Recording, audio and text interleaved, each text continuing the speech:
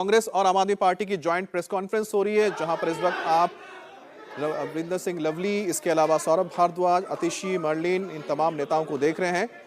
और आज आम आदमी पार्टी और कांग्रेस के बीच जो गठबंधन हुआ है, सीटों को लेकर जो गठबंधन हुआ है, उसका औपचारिक ऐलान किया जा रहा है। बहरहाल यहाँ पर तो तमाम जो नेता नजर आ रहे हैं दिल्ली के हैं। तो सबसे पहले दिल्ली में जो दोनों पार्टियां साथ मिलकर चुनाव लड़ेंगी, उसके बारे में जानकारी दी जाएगी।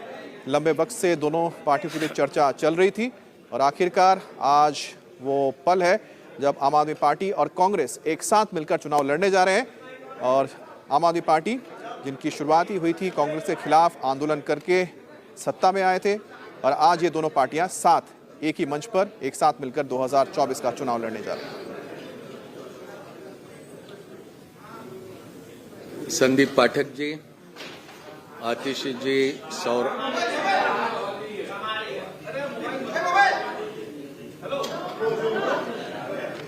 आवाज नहीं आ रही, अभी आ जाएंगे।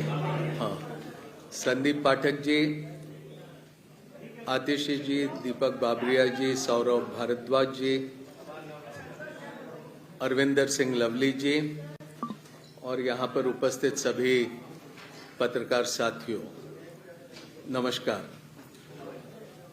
पिछले कुछ समय से इंडिया गठबंधन के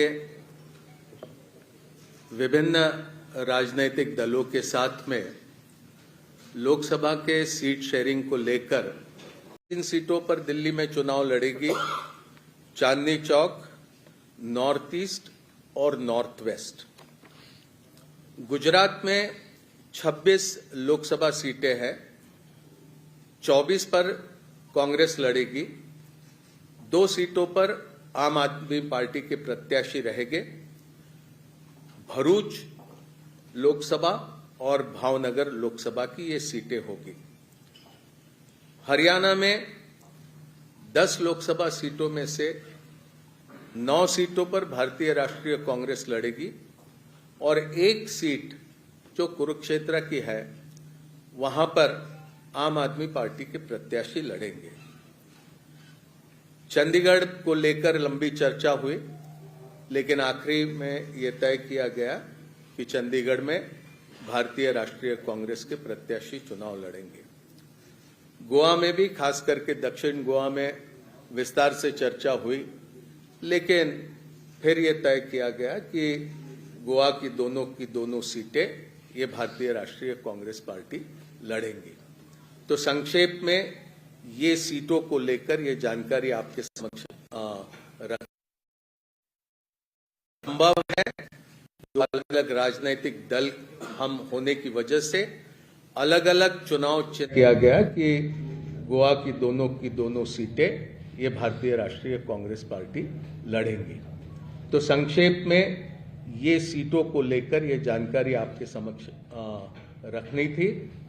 ये संभव है, 2 अलग अलग राजनीतिक दल हम होने की वजह से अलग अलग चुनाव चिन्हों पर हम ये चुनाव लड़ेंगे, लेकिन हमारी जिम्मेदारी रहेगी कि दिल्ली में कांग्रेस पार्टी 3 पर प्रत्याशी रखने के बाद भी 7 पर हम किस तरह से कामयाब हो सकते हैं, उस दिशा में हमारा प्रयास रहेगा और हमारे तमाम कार्यकर्ता और नेता उस दिशा में बोल दिया।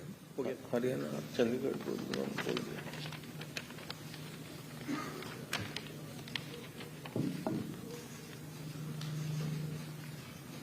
धन्यवाद मुकुल जी, आप सबका स्वागत है।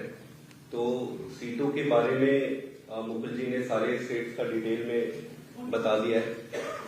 मैं बस इतना ही कहना चाहता हूं कि आज देश जिस परिस्थिति से गुजर रहा है, जिस तरीके से भारतीय जनता पार्टी की सरकार सारी संस्थाओं को खत्म कर रही है एक एक करके, जिस तरीके से चुनावों की चोरी हो रही है, जिस तरीके से चुनावों की चोरी करने के लिए, चुनावों को जीतने के लिए विपक्षी नेताओं को जेल में डाला जा रहा है, जिस तरीके से किसानों के साथ अन्याय हो रहा है, जिस तरीके से पूरे देश की जनता बेरोजगारी, महंगाई से जूझ रही है, आज देश को एक ईमानदार और मजबूत विकल्प की जरूरत है।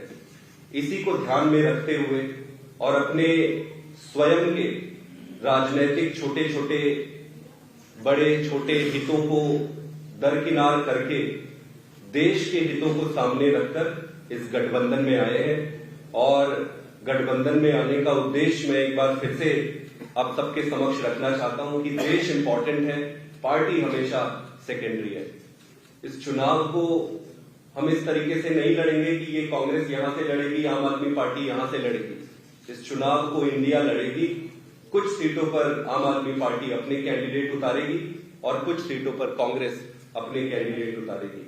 मेरा ये मानना है कि भारतीय जनता पार्टी के जो कैलकुलेशन और जो भी इन्होंने अपनी रणनीति बनाई थी वो सारा इस अलायंस के बाद से उलटफेर हो जाएगा और देश की जनता के साथ मिलकर ये चुनाव लड़ेंगे और ये चुनाव जीतेंगे।